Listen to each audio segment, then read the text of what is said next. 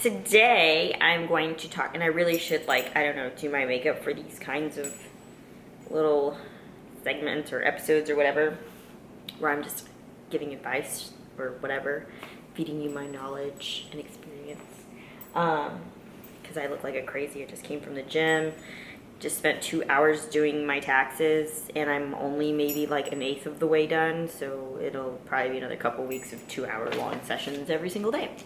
Anyway, so today's topic, because I'm getting off topic there, this is kind of the second episode or whatever in this series that, I don't know how many I'm going to do, but for, I guess, how to get abs, how to maintain abs, diet tips and tricks, exercises, etc. that have worked best for me. So today I'm really just going to focus on some diet tips, and this is very general. Everybody's different, and of course, in order to have abs, you really have to get your body fat percentage down to a certain level so that you can actually see them, because you might have abs, but you have too much fat and they're hiding. And that differs with everyone. You know, some people, they don't have to get down to 12% to have abs. Some people do. You know, it's just different with everyone. So first tip, I like to say, and a lot of people, you know, use different strategies, but for me, eating 5 to 6 meals, small meals a day is most effective. You're going to speed up your metabolism. You're not going to be like super bloated, because if you think about having like 3 really large meals a day, then when you eat, you always feel like, oh, like so sluggish, and then it's just too much at once, and your body can't break it all down, and it ends up storing it as fat. So if you eat 5 to 6 small meals a day, you're kind of speeding up your metabolism, and your body can break it down as it goes and push it out, and then be ready for the next meal. Also, I'm like fan of snacking, so I freaking love eating all day long. Allie, stop it. We're not doing that right now. So as far as small meals, 5 to 6 small meals, macros, I can't really tell you what to eat. It's different for everyone, and for your goals and where you are in your weight loss journey as well. Types of foods that you want to focus on: whole grains. Stay away from all processed foods. My rule is, if it's pre-packaged, it's most likely processed and has like extra sugars and sodium in it that you don't really need. So basically make it fresh. You know, you've seen in my other videos, I cook all of my proteins all at once, and then I make my veggies maybe 2 days out in advance or something. Stick to things like extra lean ground turkey. You can even buy the turkey breast fillet things too, which is kind of weird because it looks like chicken, and it's really confusing to me. Chicken breast, white fish, shrimp, tuna's okay as well, salmon, even like lean steaks, flank steak. I like fillets the best, but I'm just kind of a snob when it comes to my steaks, so I don't know. Veggies. Load up on those veggies. You want to get that fiber in there and get those bowels moving, because if not, you'll get all bloated and stuff, and that also kind of makes you feel all gross and nasty. So make sure you're getting in enough fiber as well. Here's kind of like a key thing: whether you're lactose intolerant or not, avoid dairy. Dairy is so disgusting these days. It is overly processed. It's fake. They're giving those cows terrible, and they're treating the cows like crap. There are so many dairy alternatives now that taste better and are better for you, like almond milk, cashew milk, coconut milk. All of that stuff is so much better than dairy. Greek yogurt is fine. That's not a problem. Regular yogurt, I would stay away from that because it doesn't have as much protein. As far as coffee goes, which is what I'm drinking right now, except mine's black. For creamer, I like to use leaner creamer. And it's got fiber in it, so make sure you're not using too much and like taking fiber supplements in addition to that, because it could be way too much fiber, so watch out on that. Leaner creamer is my favorite. It's like made from this like coconut. It's made from coconut, and it's like a powder form. So you can even like, I got this little tiny container, and I put it in my purse, and I take it with me everywhere I go. That's kind of my favorite for creamer for my coffee, because I'm a coffee drinker for sure, and I've got to have my creamer. It's so good. Sweeteners and sodas is kind of, they go in hand. Sodas are just bad for you. I don't care if they're diet or whatever. I know they're good, and sometimes I fall into that addiction phase too, but they are so bad for you. That's just plain and simple. Sweeteners, that can make you super bloated. Not to mention, like, if you're using like Equal and like the pink one, what is that, Sweet and Low? Like, you might get cancer. So it's okay to use sweeteners, but stick to things like stevia, like all natural sweeteners. And even then, don't have like 20 packets a day, because that's not good for you. That can't be good for you. I